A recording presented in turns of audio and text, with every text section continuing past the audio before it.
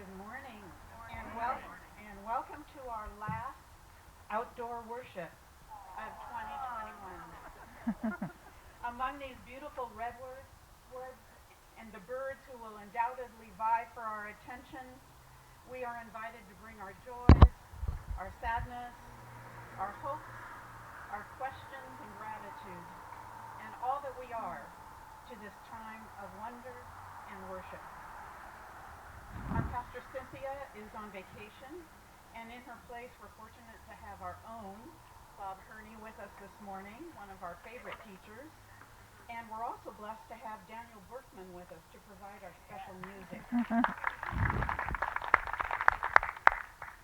Next week our service will be inside at 9:30, but on September 12th we return to our pre-pandemic schedule of 2 services. Our contemplative worship at 8:30 and our more traditional service at 10 o'clock. On that same Sunday, September 12th, we will enjoy a homecoming fall kickoff lunch after the 10 o'clock service. So please let us know if you will attend by responding to the announcement in our Thursday e-news. In this time together, at the foot of these beautiful redwoods, we are reminded that we are held in the love of the divine and in this community. In gratitude, you are invited to stand and greet one another in the peace and love of the beloved.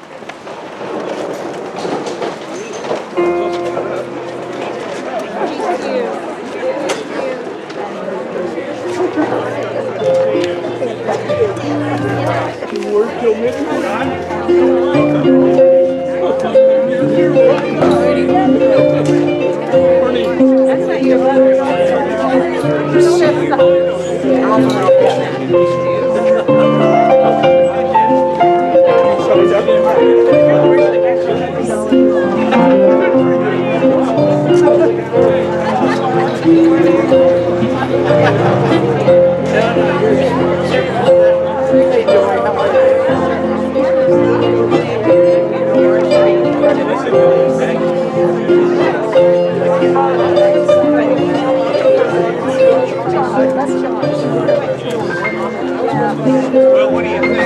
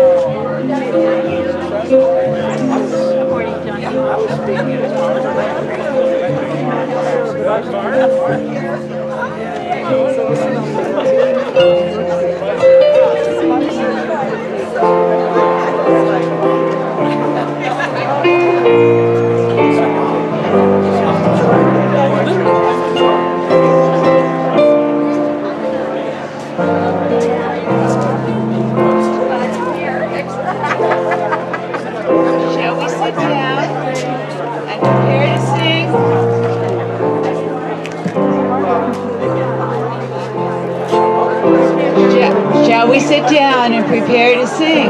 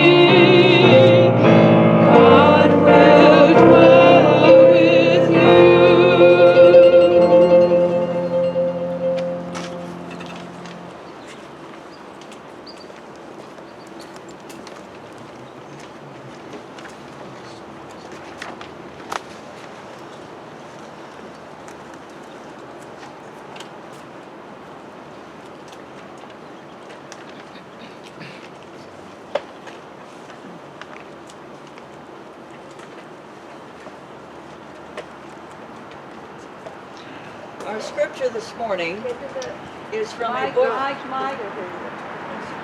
This isn't right.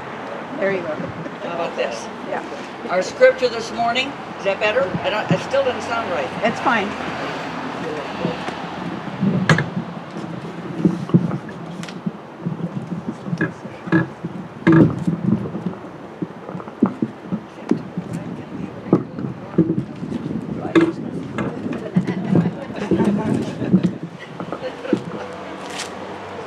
Yes.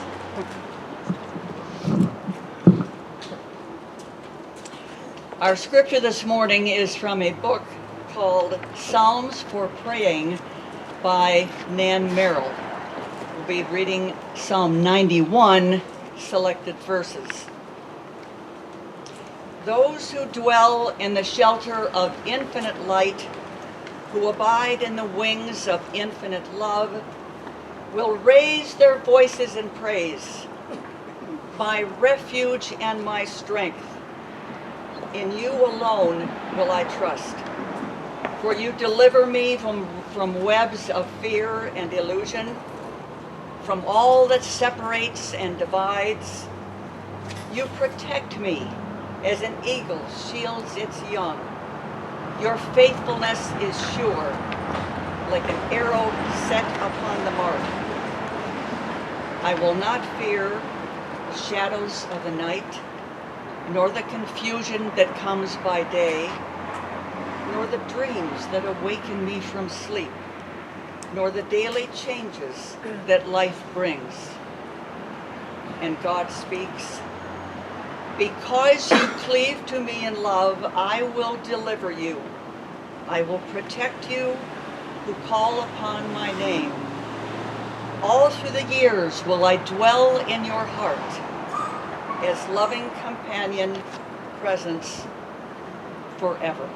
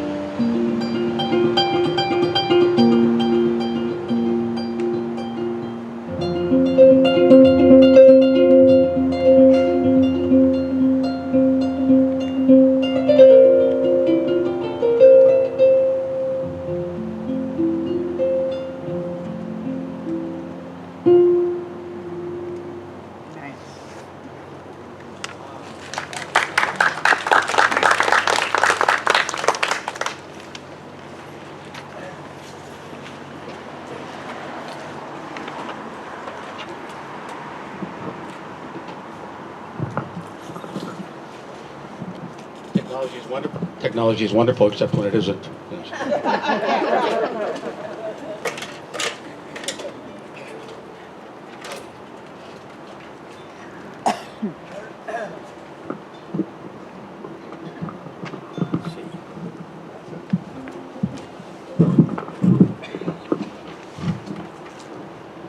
Let's see. Does this work now?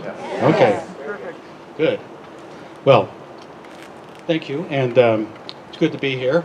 If it weren't for the COVID crisis, I might be having a knee replacement, but otherwise, I just sit down once in a while. In any case, our scripture today is from Mark chapter 7, verses 1 through 23. The Pharisees and some of the teachers of the law who'd come from Jerusalem gathered round Jesus and saw some of his disciples eating food with hands that were defiled, that is, unwashed. The Pharisees and all Jews do not eat unless they give their hands a ceremonial washing, holding to the tradition of the elders. When they come from the marketplace, they do not eat unless they wash. So Pharisees and teachers of the law asked Jesus, "Why don't your disciples live according to the tradition of the elders instead of eating food with defiled hands?" Jesus replied, "Isaiah was right when he prophesied about you hypocrites. As it is written, these people honor me with their lips, but their hearts are far from me. They worship me in vain. Their teachings are mere human rules. You have let go of the commandments of God, and you're holding on to human traditions." Again, Jesus called the crowd to him and said, "Listen to me, everyone, and understand this.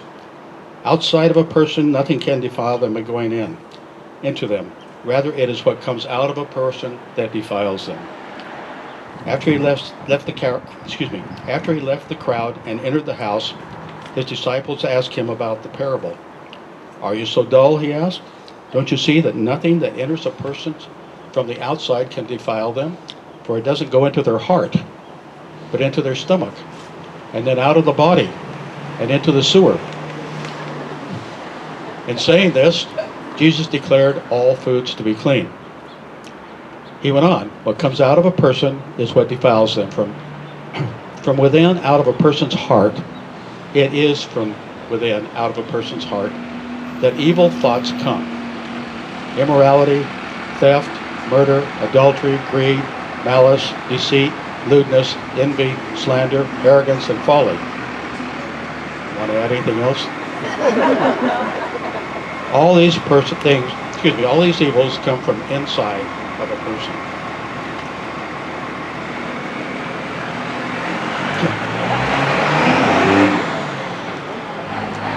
Or an internal combustion machine.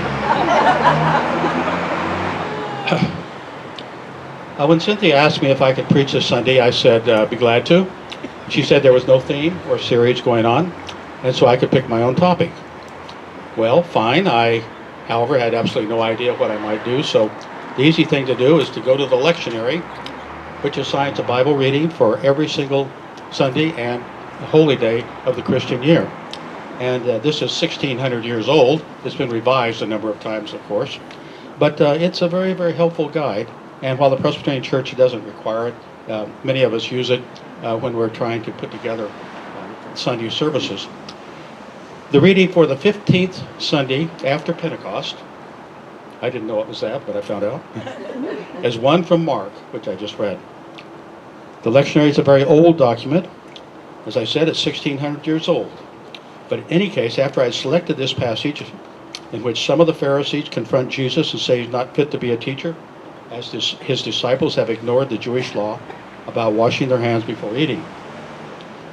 I wonder when I read this, that the story immediately before this is the feeding of the 5,000, where you have a mass of people on the side of a hill in the middle of the countryside, and maybe ritual washing wasn't as easy to do then. Maybe that's what they're referring to. I don't know, but somehow the disciples were seen as not necessarily following all the rules. Well, as I read this and decided I'd like to preach on it, I think I'd already turned in the topic and all that, I remembered that I preached on this similar passage from Matthew 1 year ago. Any of you remember August of 2020? Good. Well, I don't want to repeat myself, although actually the two different passages do really dovetail with each other. And so as I reread these passages, I found that these are really two very different situations and two very different teachings, and yet they blend. In a lesson from Matthew last year, the Pharisees came to Jesus wanting to know if he was a suitable person to be teaching about the Jewish faith. They asked him a very basic question. This is the one from Matthew last year. What is the most important kind of commandment? And Jesus said, love the Lord your God with all your heart, soul, and mind. The second most important kind of commandment is like it. Love your neighbor as yourself. The Pharisees, in this particular meeting, went away satisfied. We have several passages elsewhere where the Pharisees do like Jesus. Many of them come to him and talk to him. They are not all disapproving of him. In fact, these Pharisees went away approving of him as a teacher of Judaism. But all Pharisees are not alike. Just like all Protestants today are not alike. The Pharisees had different schools, different thoughts, different groups, different teachers, and some of them were very narrow and very harsh, and some of them were much broader and more open and helpful. The ones in our lesson today did not come to Jesus trying to understand him. They came looking for trouble. They knew who he was, and they didn't like him, and they came to see if they could do anything to make things difficult for him. They came to Jesus and immediately said, and here I'm paraphrasing, we saw your disciples eating without the ritual washing of their hands. Do they not believe in the Jewish law? Well, rather than trying to confront that and, discuss it and so on with people who don't like you, he said, in response, the prophet Isaiah was talking about you way back then. These people honor me, this is prophet Isaiah speaking for God. These people honor me, the Lord, with their lips, but their hearts are far from me. They worship me in vain. Their teachings are merely human rules. In other words, Jesus is saying that people like these Pharisees say all the right religious words, but do not really live their faith. Now, when the lectionary listed the parts of this chapter to be read, they left out one that I think is particularly important. I read it anyway. It's the one you laughed at.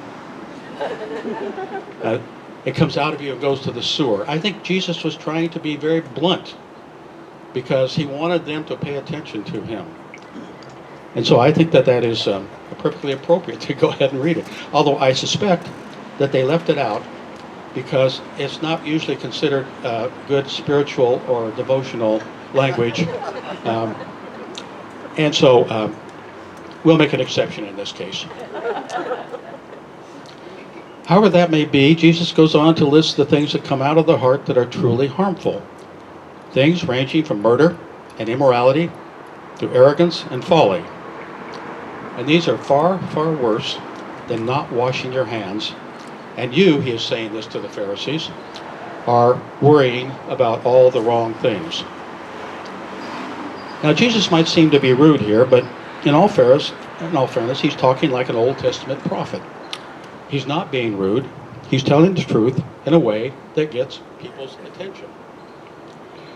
For example, the prophet Amos, one of my favorite prophets in the Bible, in the chapter 5 of the book of Amos, he says, speaking to religious leaders, speaking for God as prophets do, I despise your religious festivals. Your assemblies are a stench to me. Even though you bring me burnt offerings and grain offerings, I will not accept them. Though you bring me choice fellowship offerings, I will have no regard for them. Away with the noise of your songs. I will not listen to the music of your harps, but let justice roll down like waters and righteousness like an ever-flowing stream. Well, Amos is rather blunt there. The stench of your offerings. Well, and speaking like an Old Testament prophet, Jesus is saying that doing religious things is not the same as loving God and loving your neighbor.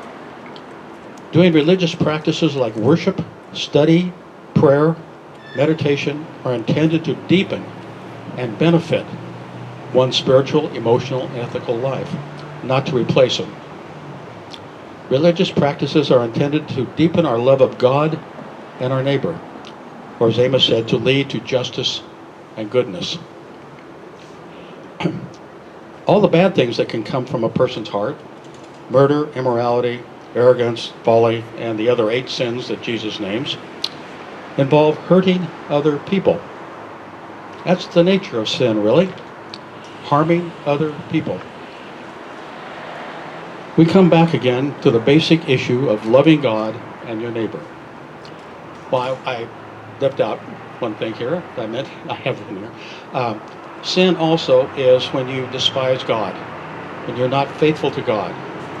But all the things that Jesus listed had to do with hurting other people. So there's 2 parts to sin. Sometimes people dwell too much on one and not on the other. Have any of you seen the film clip of Yo-Yo Ma playing his cello in the middle of a very busy highway? It's quite interesting. He did that on purpose, and sometimes I feel like that when we're out here.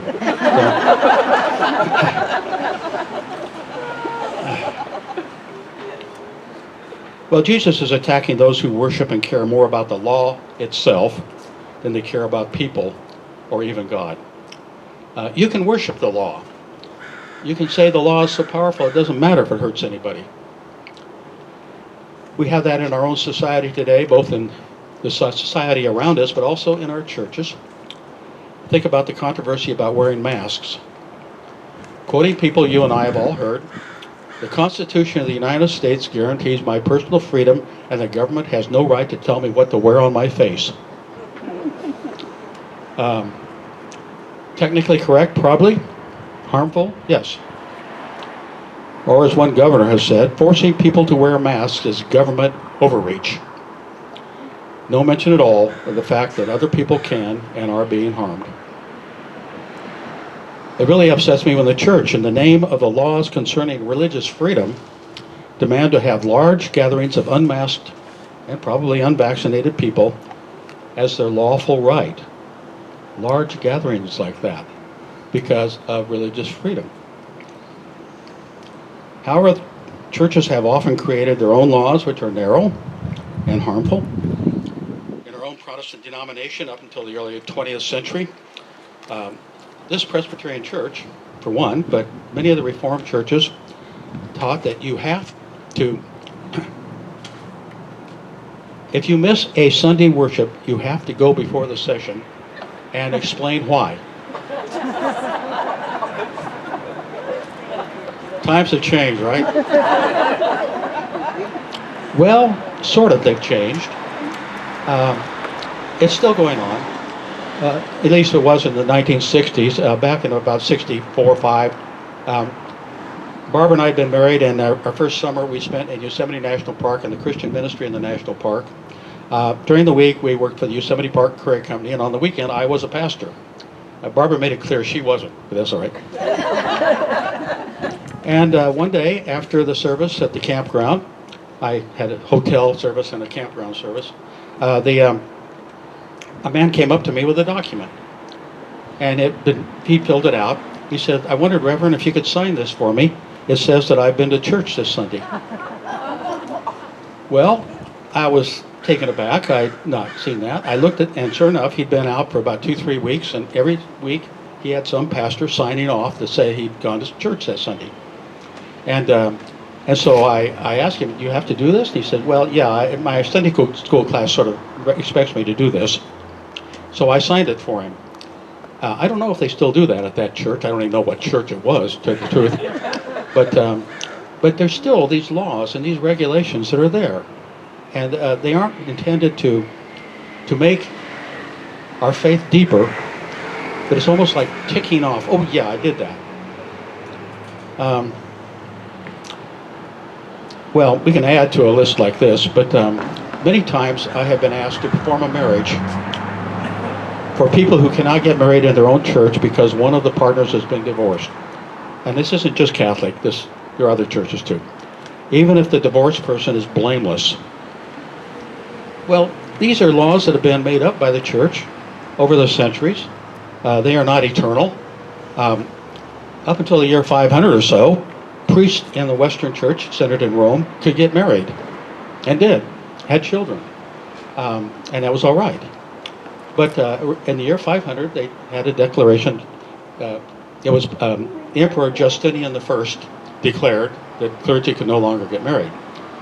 Historians, taking a cynical view of it, say that's because the priests were taking money for services and using it on their families rather than giving it to the church. That may very well have been the case.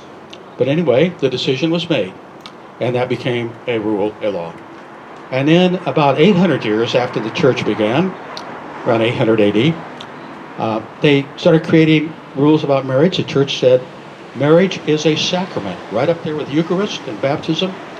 Marriage is a sacrament, and therefore we control marriage, and we tell you what you can and cannot do, and they started making the rules that we're familiar with now. You can't get divorced unless you're very rich and you can arrange it. That's true. And many other things, and that's extended down to modern times. Divorce today, birth control, other issues that the church says we have absolute domination, dominate this for our members, and that's inventing laws that are not intended to raise our love of other people or our love of God. They are just laws. Well, laws are both religious and secular, and at their best, they're intended to benefit people in society and not to be so narrowly interpreted as to harm